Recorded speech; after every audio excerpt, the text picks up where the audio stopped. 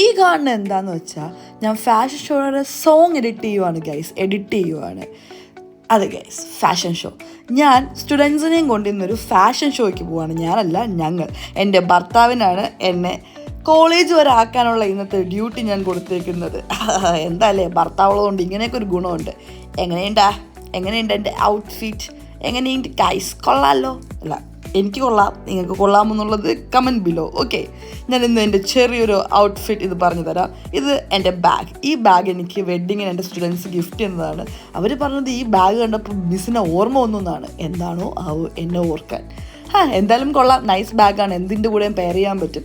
കോളേജിൽ പോയി സിദ്ധു എന്നെ കോളേജിലാക്കി. അവിടെ നിന്ന് ഞങ്ങളൊരു ഊബർ എടുത്തു. ഊബർ എടുക്കുന്നതിന് മുമ്പ് കുട്ടികളെയൊക്കെ ട്രാവലറിൽ കയറ്റി. കുറേ പ്രോപ്പർട്ടീസ് ഉണ്ടായിരുന്നു. ആ പ്രോപ്പർട്ടീസൊക്കെ ട്രാവലറിൽ കയറ്റി, കുട്ടികളെയും കയറ്റി അവരെ പറഞ്ഞു വിട്ടിട്ട് ഞങ്ങൾ അങ്ങോട്ടേക്ക് പോയി. കാലടി ആദിശങ്കരാചാര്യ കോളേജായിരുന്നു. സോ ഞങ്ങൾ അങ്ങോട്ടേക്ക് ഒരു ഊബറിൽ പോയി. അവിടെ പോയി രജിസ്റ്റർ ചെയ്തു. ഞങ്ങൾക്ക് ഗ്രീൻ റൂം കിട്ടി. ഇതാണ് ഞങ്ങളുടെ ഗ്രീൻ റൂം.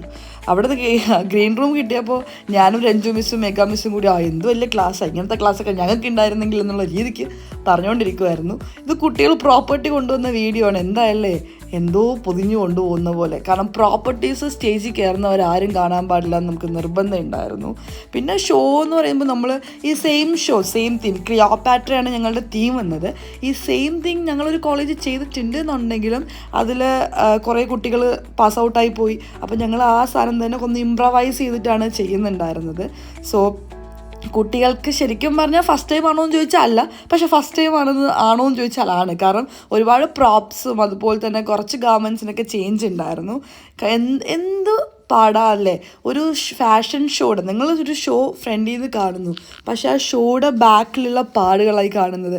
കുട്ടികൾ ഇരുന്നും കിടന്നും ഒക്കെ ഓരോ കാര്യങ്ങൾ ഓക്കെ ആക്കുന്നത് കാണുമ്പോൾ ഒരു സാറ്റിസ്ഫാക്ഷൻ ഫീൽ ഉണ്ട്. മെഗാ മിസ്സും സെന്ന മാമും കൂടി ഓടി നടന്ന് മേക്കപ്പ് ചെയ്യുന്നുണ്ടായി. കാരണം ലാസ്റ്റ് മിനിറ്റ് നമുക്ക് മേക്കപ്പ് ആർട്ടിസ്റ്റിനെ കിട്ടിയിട്ടില്ല. അപ്പോൾ ആ ഡ്യൂട്ടി മെഗാ മിസ്സും സെന്ന മാമും കൂടി അങ്ങ് യൂസ് ചെയ്തു. എന്ത് രസമല്ലേ ഓരോ ഗാർമെൻറ്റും കാണാൻ. ഓരോ കുട്ടികളുടെ ക്രിയേറ്റിവിറ്റി കാണുമ്പോൾ വാവൊന്ന് ചിലപ്പോൾ തോന്നാറുണ്ട്. കാരണം നമ്മൾ ഉദ്ദേശിക്കുന്നതിലും പെർഫെക്റ്റ് ആയിട്ട് അവരുടെ ഗാർമെൻറ്റ് ഫിനിഷ് ചെയ്തിട്ടുണ്ടാവും. അങ്ങനെ ഒരു സെറ്റ് ഓഫ് ഗാർമെൻ്റ് ആയിരുന്നു ഇത്. അപ്പോൾ ഷോ തുടങ്ങുന്നതിന് മുമ്പ് കുട്ടികൾ മീൻസ് സ്റ്റേജിൽ ഇറങ്ങുന്ന മോഡൽസിനെ ഞങ്ങൾ കൊണ്ട് റാമ്പ് കാണിക്കാറുണ്ട്. അതിൻ്റെ വിഡ്ത്തും ലെങ്തും ഒക്കെ അവർക്ക് മനസ്സിലാക്കി കൊടുക്കാറുണ്ട്. അങ്ങനെ പോയപ്പോൾ അവിടെ ഒരു പരിപാടികളൊക്കെ ഉണ്ടായി. ഇത് എല്ലാം റെഡിയായി കഴിഞ്ഞ് ബാക്ക് സ്റ്റേജിലോട്ട് പോകാൻ വേണ്ടി കുട്ടികൾ റെഡിയായി നിൽക്കുന്നതാണ്. സോ ബാക്ക് സ്റ്റേജിൽ ഞാനും മേഘാ മിസ്സും ആയിരുന്നു. ബാക്ക് സ്റ്റേജിൽ നിന്ന് അധികം വീഡിയോസ് എടുക്കാൻ പറ്റിയില്ല, കുറച്ച് വീഡിയോസ്. കാരണം ബാക്കിലായതുകൊണ്ട് കുട്ടികളെ ഓക്കെ ആക്കണമല്ലോ. സോ ഷോ കഴിഞ്ഞു, കുട്ടികളൊക്കെ ഡ്രസ്സ് മാറാൻ പോയി. ഞങ്ങൾ വീണ്ടും അവിടെ നിന്ന് ബാക്കിയുള്ള ഷോസൊക്കെ കുറച്ച് കണ്ടു. ഇതാണ് ഞങ്ങളുടെ കളക്ഷൻ. എങ്ങനെയുണ്ട്?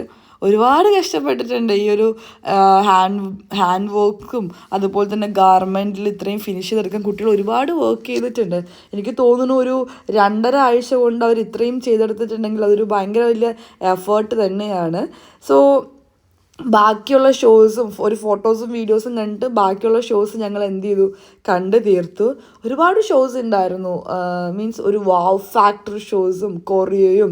പക്ഷേ എനിക്ക് ആ സ്റ്റേജ് അങ്ങോട്ടേക്ക് ഭയങ്കരമായിട്ട്, കാരണം ഞങ്ങളുടെ കുട്ടികൾ ഫസ്റ്റ് ടൈം ഇറങ്ങുന്നതായതുകൊണ്ട് അവർക്ക് സ്റ്റേജ് റീഡ് ചെയ്യാൻ പറ്റിയിട്ടുണ്ടായിരുന്നില്ല. കാരണം സ്റ്റേജിൻ്റെ വിഡ്ത്ത് കൂടുതലും ലെങ്ത്ത് വിഡ്ത്തിനെ അപേക്ഷിച്ച് കുറവുമായിരുന്നു. സോ കുട്ടികൾക്ക് നന്നായിട്ട് അവിടെ പെർഫോം ചെയ്യാൻ കഴിഞ്ഞിട്ടുണ്ടായിരുന്നില്ല. ബാക്കിയുള്ള ഷോസൊക്കെ കണ്ട് സിദ്ധു കൂട്ടാൻ വന്നിട്ടുണ്ടായിരുന്നു. അങ്ങനെ ഞങ്ങളവിടെ